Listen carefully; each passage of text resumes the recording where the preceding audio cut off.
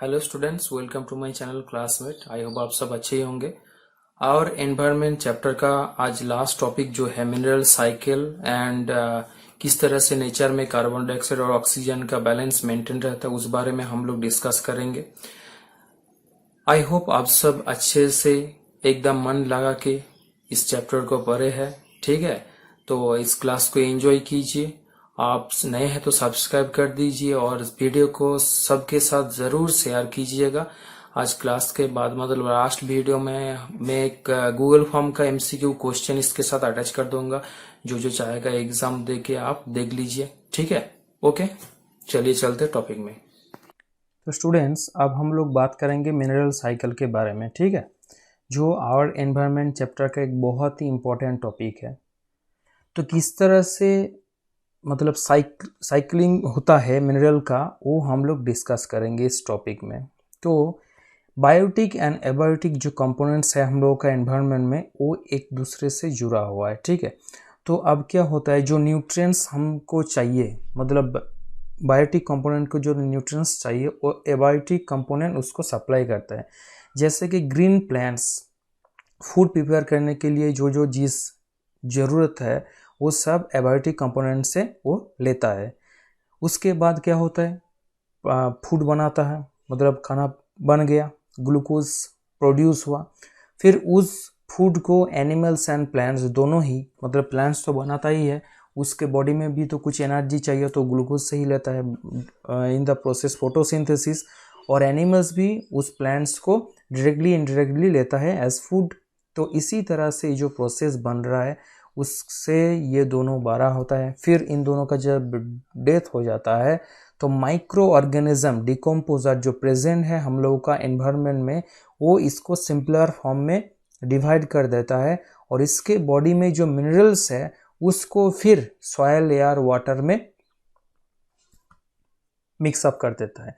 फिर इसी से ग्रीन प्लांट्स अलग से, मतलब इन द प्रोसेस फोटोसिंथेसिस, फिर यही सब वो एब्जॉर्ब करेगा, फिर वो फूड बनाएगा, फिर एनिमल्स एंड प्लांट्स दोनों ही इसी फूड को लेके बड़ा होगा, फिर इनका डेथ होगा, फिर डिकम्पोज होगा, फिर मिनरल सॉयल एयर वाटर के साथ मिक्सअप हो जाएगा, फिर इसी तरह से ये चलेगा। सो ये एक साइक्लिक प्रोसेस है, ये एक साइक्लिक प्रोसेस है, इसी को बोलते हैं मिनरल साइकिल। मतलब मिनरल एक साइक्लिक प्रोसेस से एक पार्ट से दूसरे पार्ट में जा रहा है, फिर घूमते घूमते फिर यहीं पे आ रहा है, तो ये एक साइक्लिक प्रोसेस हो गया, इसी को बोलते हैं मिनरल साइकिल। तो अब इस चार्ट को एक बार देख लेते हैं।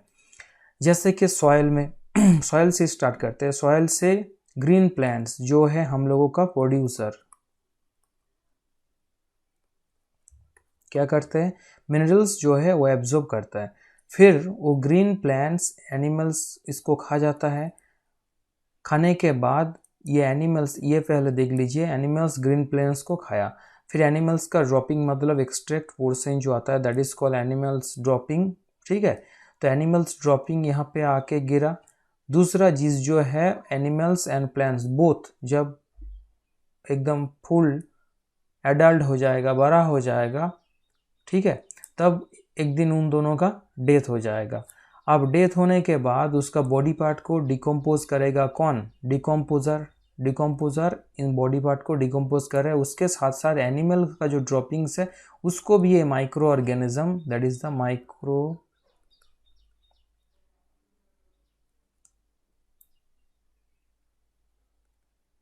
इसको डिकम्पोज करेगा।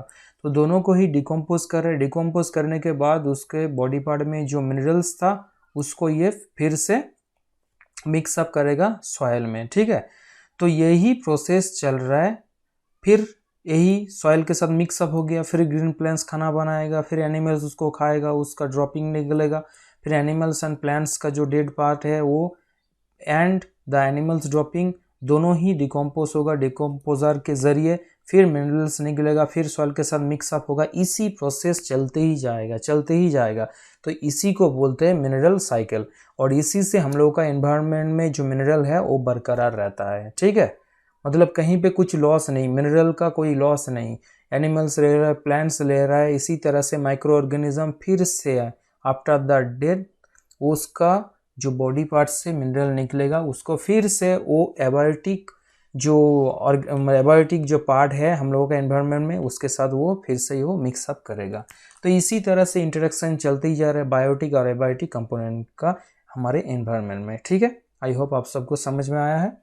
अब बढ़ते हैं नेक्स्ट में, balance between oxygen and carbon dioxide. Nature कुछ प्रोसेस के जरिए कार्बन डाइऑक्साइड और ऑक्सीजन का बैलेंस मेंटेन करता है एनवायरनमेंट में। तो हम लोग पहले जानेंगे कि कार्बन डाइऑक्साइड जो है कब कब ये प्रोड्यूस होता है। ठीक है, कार्बन डाइऑक्साइड प्रोड्यूस होता है रेस्पिरेशन के टाइम में। रेस्पिरेशन क्या है? फूड लेने के बाद उस फूड से एनर्जी प्रोड्यूस करने का जो प्रोसेस है that is called the respiration. और उसके लिए ऑक्सीजन चाहिए, ऑक्सीजन के प्रेजेंस में ही रेस्पिरेशन होता है। एंड आफ्टर रेस्पिरेशन प्लांट्स और एनिमल्स दोनों के बॉडी में ही रेस्पिरेशन होता है। ठीक है, और रेस्पिरेशन के बाद दोनों ही कार्बन डाइऑक्साइड प्रोड्यूस करता है और यही कार्बन डाइऑक्साइड जाके हम लोगों का एटमॉस्फेयर में मिक्सअप हो जाता है। दूसरा भी एक प्रोसेस है, जब भी हम लोग कुछ फ्यूल को बर्न करेंगे, बर्निंग, और इसको कंबसन भी कहते हैं।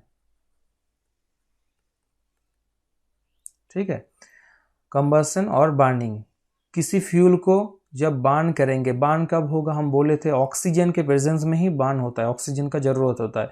तो बर्न करने के बाद कार्बन डाइऑक्साइड प्रोड्यूस होता है। तो ये दो प्रोसेस से, एक है बर्निंग, दूसरा है रेस्पिरेशन, इस दो प्रोसेस से कार्बन डाइऑक्साइड प्रोड्यूस होता है। तो एक भारी मात्रा में कार्बन डाइऑक्साइड प्रोड्यूस होने की वजह से आप लोग सोच रहे होंगे कि तो बहुत ज़्यादा कार्बन डाइऑक्साइड एटमॉस्फेयर में फैल गया, अब क्या होगा? अब जो हम लोगों का प्लांट्स है वो इसी कार्बन डाइऑक्साइड को फोटोसिंथेसिस प्रोसेस में एब्जॉर्ब करेगा।